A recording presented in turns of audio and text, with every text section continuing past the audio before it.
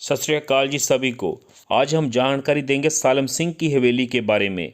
इसे जहाज हवेली भी कहा जाता है, मोती महल और मोर के डिज़ाइन का भी नमूना कहा जाता है। जिस जैसलमेर में पड़ता है और जैसलमेर है राजस्थान का प्रसिद्ध शहर। आप सामने देख रहे हैं सुनार किला आपके सामने है। कहा जाता है कि इस हवेली की 9 छतें हुआ करती थी, मगर जैसलमेर के जो किला है सुनार किला, उसके राजाओं ने कहा कि कोई हमारे बराबर ना आ सके, इसलिए उन्होंने इसकी 2 मंजिलें गिरा दी और अभी फ़िलहाल इसमें 7 मंजिलें बाकी हैं। और जो इसके छज्जे बने हुए हैं उनको वो कमाल की कलाकारी है। जो छोटे छोटे आपको फूल दिखाई दे रहे हैं ये कमल के फूल हैं। ये किसी फेस्टिवल पर दिन तिहार पर लगा दिए जाते थे और वैसे उतार दिए जाते थे। मतलब कमाल की निकाशी की गई है।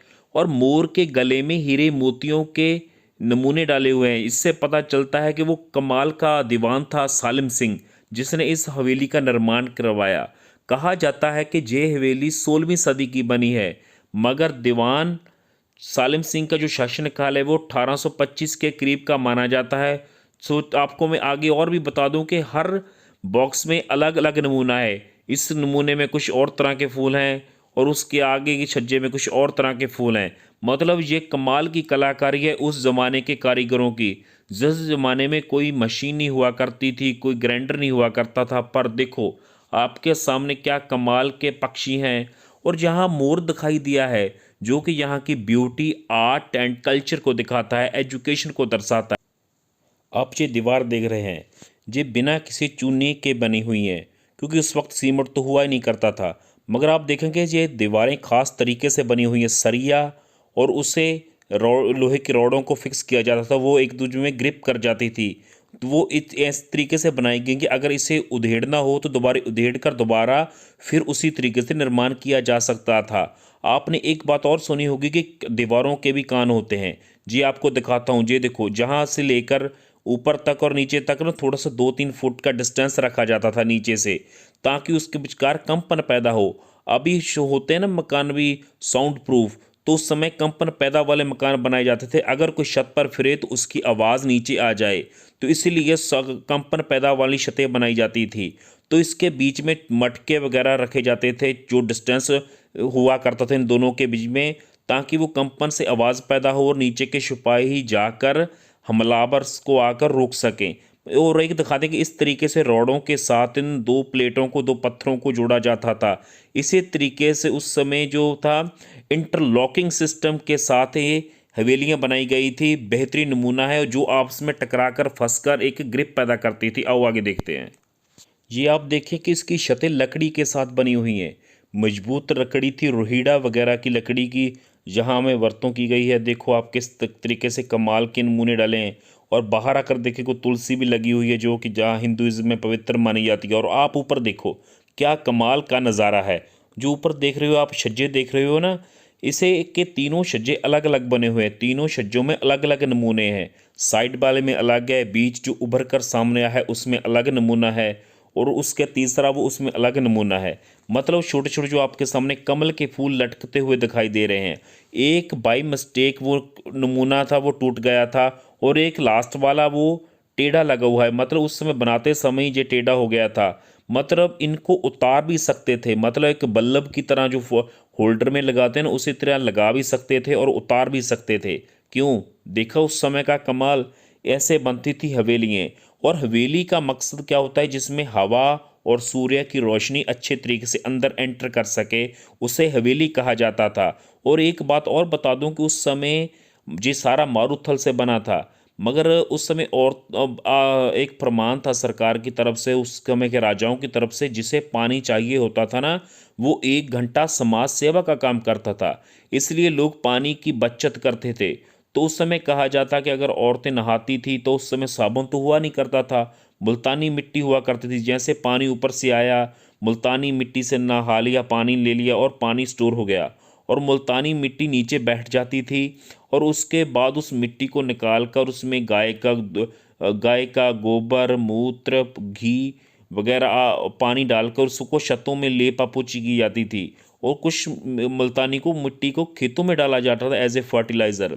इस तरीके से जो पानी ऊपर नितर कर ऊपर आता था उससे कपड़े वगैरह धो लिए जाते थे। मतलब उस ज़माने में पानी की कदर किस तरीके की जाती है, ये हमें उस समय के इन चीज़ों से, उनकी शिक्षाओं से मालूम पड़ता है कि पानी उस समय भी कीमत कितनी थी। आज तो सबमर्सिबल लगे हुए हैं, कोई बात नहीं, मगर उस समय पानी की बहुत दिक्कत थी। मगर पानी की दिक्कत तो आज भी है। सो उस समय की ये कमाल की कारीगरी थी। आओ आगे और सफ़र करते हैं, देखते हैं कैसे और चीज़ें बनाई गई थी, ये सभी पुराने निर्माण है, पत्थर वगैरह। अब आओ कुछ टेक्निकल तकनीकी पक्ष बताऊं। ये पत्थर है और इसका ये एक्स्ट्रा पत्थर है। तो इस पत्थर को क्या करते थे, जो एक्स्ट्रा है इस होल में फंसा देते थे। इस तरीके से इंटरलॉकिंग सिस्टम चलता रहता था। जैसे ये पत्थर देख रहे हैं, इसमें भी थोड़ा सा एक्स्ट्रा पत्थर है और इस साइड भी एक्स्ट्रा पत्थर है। मतलब एक दूसरे से कनेक्ट होता रहता था और इस तरीके से कोट ये हवेली बनती रहती थी। इसलिए इस हवेली को कभी भी खोल सकते हैं और फिर दोबारा उसी तरीके से निर्माण कर सकते हैं।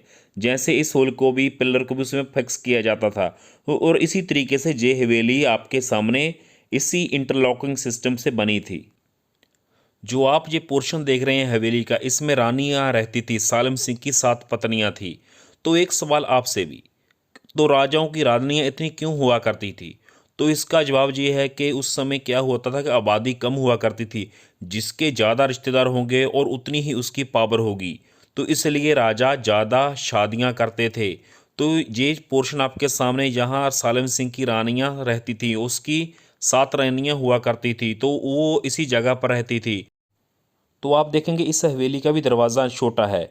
इसका कारण ये है कि अगर कोई दुश्मन आए और एकदम आगे एंट्री न कर सके और वो मतलब एक एक कर कर अंदर जाए। इसी की कारण ये था कि अंदर बैठा हुआ कोई भी दीवान या कोई सिपाही मौका संभाल सके, क्योंकि उस ज़माने में तलवार या अपने कमर के साथ या पीछे लटकाई होती थी। तो वो अगर निकाल कर चलेगा तो वो थोड़ा सा आगे बैठे हुए आदमी को मौका मिल जाएगा। तो अगर आगे जाकर निकालेगा तो उस समय निकालते वक्त भी सामान लगेगा। इस समय में वो आगे बैठा हुआ आदमी अलर्ट हो जाता था। इसलिए दरवाजे छोटे रखे जाते थे ताकि एकदम कोई एंट्री ना कर सके। और आप देखेंगे कि इसके आगे जो नीचे सीढ़ियाँ जाती हैं वो भी सकड़ी हैं, मतलब छोटी छोटी हैं। उसका कारण देखा, अगर कोई नीचे से भी आ रहा है तो आगे आदमी ऊपर खड़ा है तो अपनी तलवार निकाले और एक एक और उड़ाता जाए। मतलब इस तरीके से इसमें भी छोटे छोटे बहुत सारे कारण हैं, रहस्य हैं। तो आप देखेंगे ये एक छोटी सी खिड़की है और उस तरफ रानियां खड़ी होती थी। मतलब जिस रानी से राजा ने जहाँ दीवान साहब ने बात करनी थी, वो उस बारी में सामने उस खिड़की के सामने रुक जाती थी। वो इशारों से बात किया करते थे। और इशारों से बात करने का कारण ये था क्योंकि वो जो उसकी पत्नियां थी वो अलग अलग राज्य की थी। उनको भाषा में भी अंतर था, क्योंकि उस समय एजुकेशन की भी कमी थी और अगर ऊंची चिल्लाकर बात करेंगे तो किसी और को सुनाई देगी। इसलिए इशारों के साथ बात किया की जाती थी। मतलब दीवान साहब एक तरफ रुक जाते थे और सामने वाली खिड़की पे रानी रुक जाती थी। इसीलिए वो आपस में कॉन्टैक्ट कर लेते थे, आँखों से या इशारों से बात करते थे। ये इस समय हवेली का बाहरी दृश्य है, जो खूबसूरत दृश्य है, और इस तरीके से वो आपस में बात करते थे। आप देखेंगे कि ये एक जहाज की तरह दिखाई देता है, आगे खाली और फिर एक बेड़े की तरह ऊंचा मीनार सा ऊंचा बना हुआ है, जिसे चौबारे बने हुए हवेली है। और उसके आगे फिर अगर जाकर देखेंगे फिर खाली है और फिर उसके आगे रूम बना हुआ है। तो इसके कारण के एक जहाज की तरह लगता था। पहले ज़माने में आपने देखा हो कि बड़े बड़े बेड़े हुआ करते थे। तो ये सारी हवेली भी एक बेड़े की शक्ल में ही बनी हुई है। तो आप अब देखेंगे कि ये है डिस्को रूम उस ज़माने का। और इसमें के सामने दीवान साहब जहाँ बैठा करते थे तो आसपास हाजी हुआ करते। ये है फुहारा। उस ज़माने में भी 400 साल पहले फुहारे चलते थे। ऊपर टंकी हुआ करती थी और एक आदमी पंप करता था और पानी उबल उबल कर उछाले मारता था, जिसकी वजह से इसे एक फुहारा बन जाता था प्रेशर के साथ। तो आप इसकी छत देखेंगे किस तरीके से सोने चांदी से मीनाकारी और कांच बेल्जियम से लाया गया था। तो बेल्जिको के उस समय व्यापार हुआ करता था। ये ओल्ड सिल्क रूट भी हुआ करता था। तो आप देखेंगे इसमें एक लाइट जलती थी तो और सारा जो डिस्को बार है जहाँ नाच गाने का प्रबंध है वो झूम उठता था ये कमरा।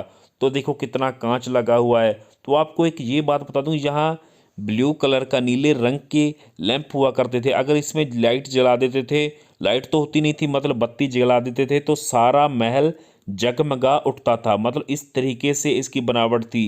जे 38 हुआ करते थे बल्ब। तो आपको बता दूं कि नाचने वाली बीच में नाचती थी और जो पास साइड में झरोखे से और छज्जे से रखे हुए जैसे जे छज्जा है, जहाँ पर उस समय साजी बैठते थे, जैसे कोई नगाड़े वाला, बीन वाला, कुछ भी जो उस समय के रवायती साज थे वो उस बीच बैठा करते थे और बीच में नाचने वाली अपना नाच गाना करती थी। मतलब आलीशान माहौल हुआ करता था। तो आप देखेंगे कि दीवान साहब सामने बैठा करते थे। उस समय का पूरा मुकम्मल डिस्को बार था और बाहर की तरफ डेजर्ट हुआ करता था। तो ये शीशे सभी बेल्जियम से लाए गए थे, उस वक्त के अभी भी लगे हुए हैं, मगर टूट चुके हैं, काफ़ी खस्ता हालत हो चुकी है। मगर फिर भी ये राजस्थान की बड़ी विरासत है, हमारी हेरिटेज है, जिसे संभाला अच्छे से गया है। तो आप देखेंगे ये उसी वक्त का लगा हुआ ओरिजिनल ताला है। ये रोहड़े की लकड़ी का बना हुआ खूबसूरत दरवाज़ा, सभी दरवाजे बहुत खूबसूरत आलीशान उसी वक्त से लगे हुए हैं। तो इस हवेली की पौड़ियों के डिज़ाइन भी अलग अलग हैं। सो दर्शकों, कैसी लगी हमारी जानकारी? मेरी थोड़ी सी हिंदी कमज़ोर है, थोड़ी सी नहीं काफ़ी कमज़ोर है। सो आप बर्दाश्त करना, आप चैनल को सब्सक्राइब भी करना ताकि हम और भी वीडियोस लेकर आ सकें। अगर और जानकारी चाहिए तो आप हमारा पंजाबी चैनल हरपेश सिद्धू को भी सर्च कर सकते, देख सकते हैं। सो ये हाथी बना हुआ है, ये रुतबे के हिसाब से बने होते थे, रुतबे के मुताबिक बड़े छोटे हाथी ऐसे हुआ करते थे। सो दर्शकों, अगली बारी और कोई नया विषय लेकर मिलेंगे। मेहरबानी, धन्यवाद।